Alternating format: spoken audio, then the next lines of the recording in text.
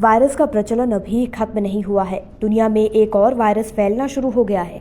लोगों के मन से अभी तक कोरोना वायरस का डर गया नहीं है कि और बीमारियों ने अपना कहर मचाना शुरू कर दिया है।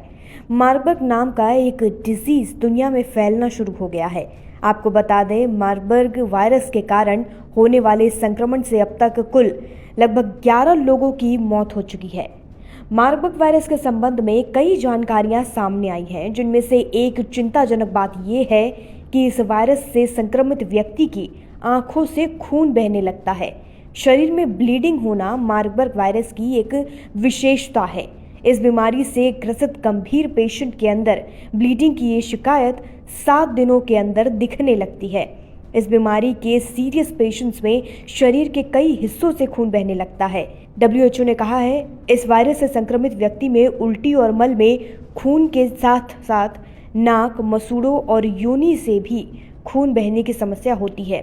साथ ही शरीर के उन हिस्सों में भी ब्लीडिंग होने की संभावना होती है जहां से खून का सैंपल्स डॉक्टर कलेक्ट करते हैं, यानी कोहनी के ऊपर वाला हिस्सा। टाइम्स ऑफ इंडिया की खबर के अनुसार ये वायरस शरीर की सभी नसों को नुकसान पहुंचाता है। ये नसों में मौजूद खून को गाढ़ा और थक्के बनने से रोकता है, जिस कारण नसों में खून का बहाव अनियमित हो जाता है। इसके बाद नाक, आंख, मसूड़े, मलाशय और महिलाओं में योनि से अनियंत्रित ब्लीडिंग होती है। आपको बता दें, इस वायरस से संक्रमित लोगों की मृत्यु दर सबसे ज्यादा है। मार्बर्ग वायरस से संक्रमित 24 से 88% लोगों की मृत्यु हो जाती है और मृत्यु का कारण होता है ज्यादा ब्लीडिंग और उससे लगने वाला सदमा। रिपोर्ट की माने तो ब्लीडिंग वायरस के संक्रमण के कारण होती है, तो ये पक्का है, लेकिन इस बीमारी के असल लक्षण अभी तक कंफर्म नहीं हुए हैं।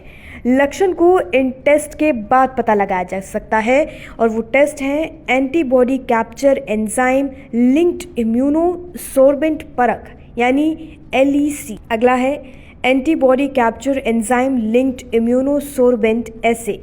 अगला एंटीजन कैप्चर डिटेक्शन टेस्ट। अगला है सीरम न्यूट्रलाइजेशन टेस्ट। अगला है reverse transcriptase polymerase chain reaction, यानी RT-PCR। अगला है इलेक्ट्रॉन माइक्रोस्कोपी और virus isolation cell culture methods.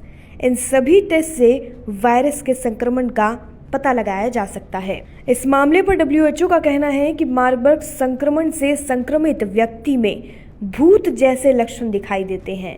इसमें जैसे कि गहरी आंखें, पीला चेहरा और सुस्ती। मार्बर्ग वायरस से संक्रमित रोगियों में एक कॉमन लक्षण है, वो ये है तेज बुखार, तेज सिर दर्द, मांसपेशियों में दर्द, गंभीर दस्त, पेट में दर्द, पेट में ऐंठन, मतली होना, उल्टी होना आमतौर पर देखा गया है। टाइम्स ऑफ इंडिया की रिपोर्ट के मुताबिक मार्बर्ग और इबोला वायरस फिलोविरिडे परिवार यानी फिलो वायरस से संबंधित है। ये दोनों एक ही परिवार से आते हैं।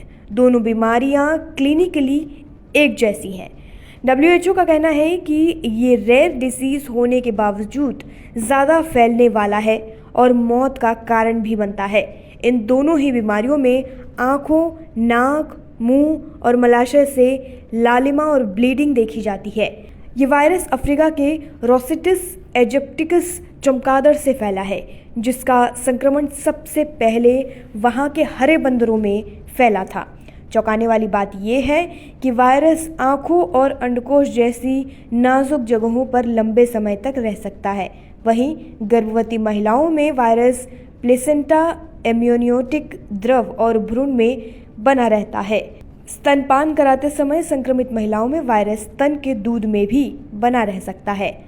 अब अगर इस वायरस की हिस्ट्री की बात करें तो मार्बर्ग वायरस की पहचान सबसे पहले 1967 में जर्मनी के मार्बर्ग में एक प्रयोगशाला में कर्मचारी ने की थी। ये इबोला वायरस के ही परिवार का है। यह वायरस मुख्य रूप से दफनाने की प्रक्रिया के दौरान होता है, जब शोक मनाने वाले लोग मृत व्यक्ति के शरीर के संपर्क में आते हैं। यह संक्रमित वस्तुओं जैसे कि सुई या अन्य चिकित्सा उपकरणों के साथ निकट संपर्क से भी फैल सकता है। अब इलाज की बात करें तो मार्बर्ग वायरस के लिए कोई विशेष उपचार या इलाज अभी तक नहीं बना है।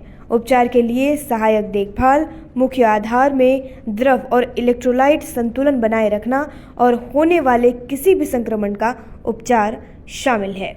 बाकी जानकारी के लिए हेल्थ से और लाइफस्टाइल से जुड़ी सभी खबरों के लिए जुड़े रहिए और देखते रहिए लोकमत हिंदी।